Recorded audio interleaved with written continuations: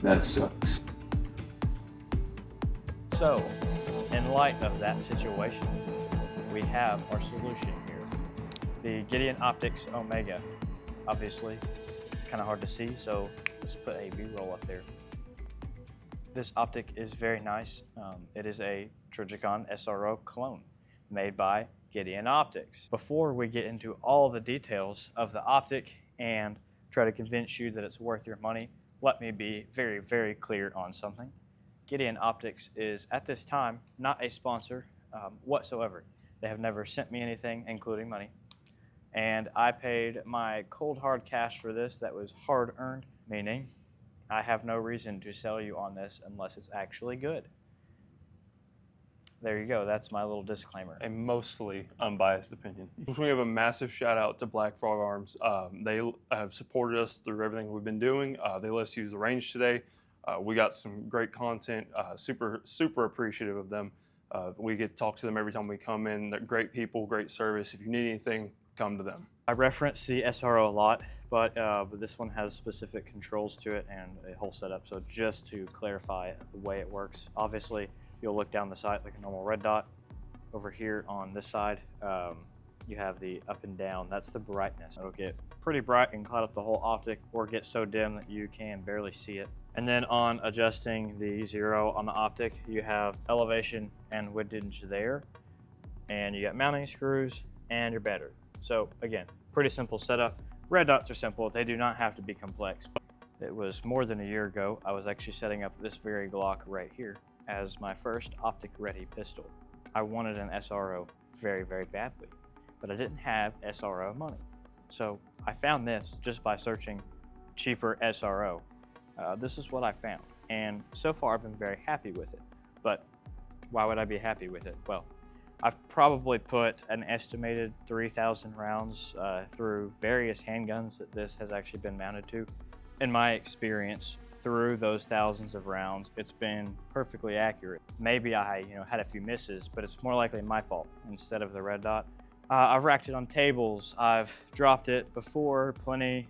Again, doing this business right here, I'll do that all day. So far, I've had no actual issues. Before we beat up the optic on camera, I'm gonna put a few rounds into this target down here. I can't be exact, but it's about 10 yards. We'll stand at the same spot when we regroup, so oh well.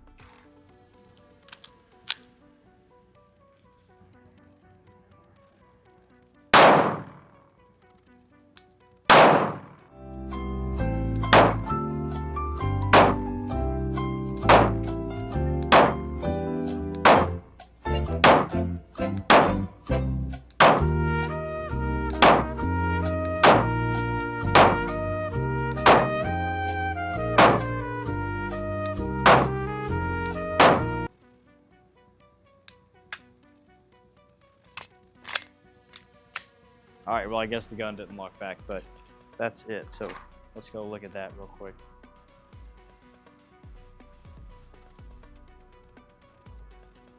So just to be clear, obviously we have two that are kind of out of the general grouping.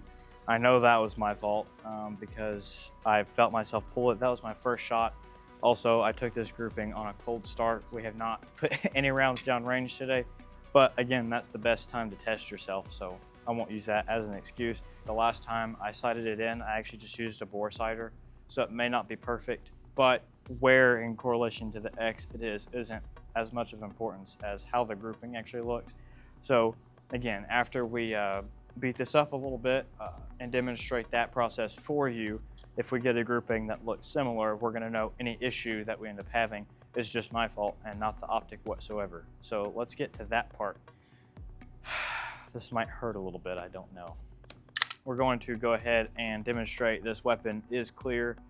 There's nothing in there, right? Nothing. So this is a clear weapon. About to do some very interesting things, but first we're just gonna get after a little bit here. Yeah, okay.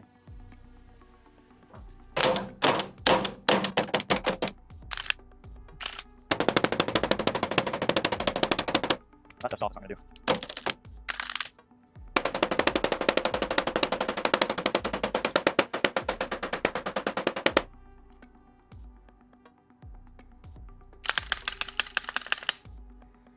Hmm.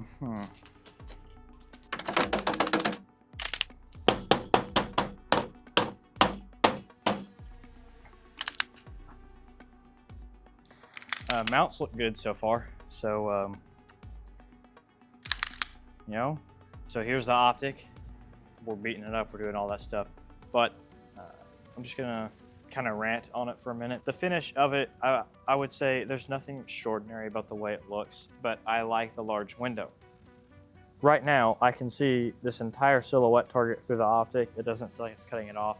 The sides here are thin enough that it's kind of like windshield wipers. They're in the way, but you don't really notice them.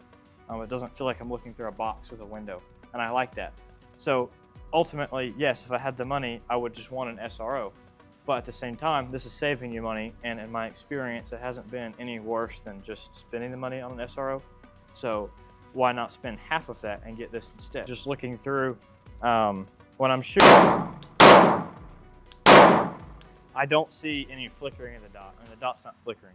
Just with the Glock, it's flat enough and the window is wide enough that the dot's not actually leaving my field of view at all.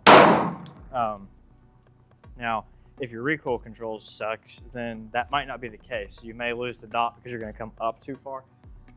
But it's also a very wide window, and that's one of the reasons why that's really nice, because if you had a really tight window on like a very small micro size optic, you may lose your dot even if you're pretty flat, just because the field of view that you're getting through it is compressed more.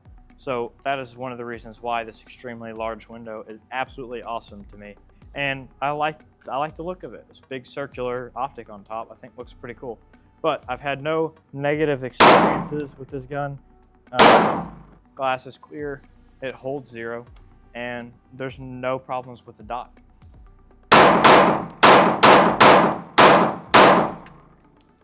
Dude, my Glock doesn't. What?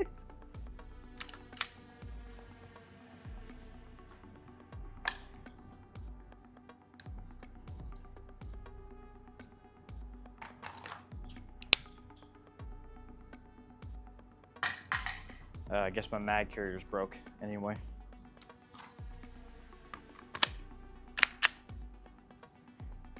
All right.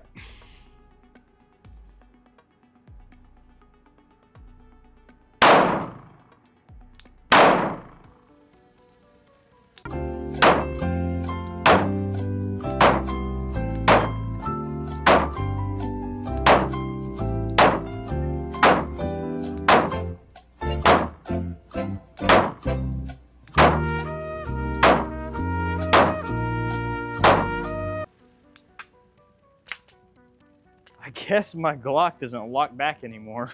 Funny thing is, after abusing it just a little bit, I actually got a better group than before. We'll make sure we put up a good picture that perfectly compares the two, but I didn't throw out a couple on the sides like I did before, and the center grouping here is a little tighter than the first one, meaning I needed a warm up to get a better grouping, and this optic works pretty good.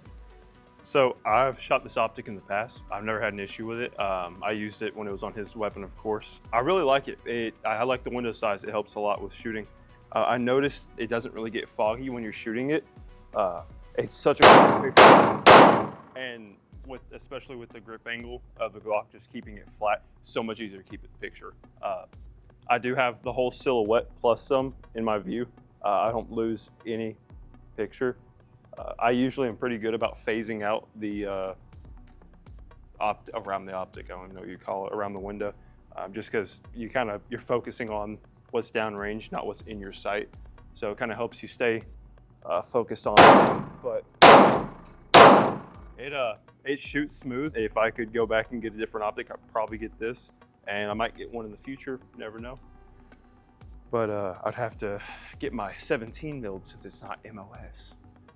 Other than that, I think it's pretty all right. We got a couple more to go.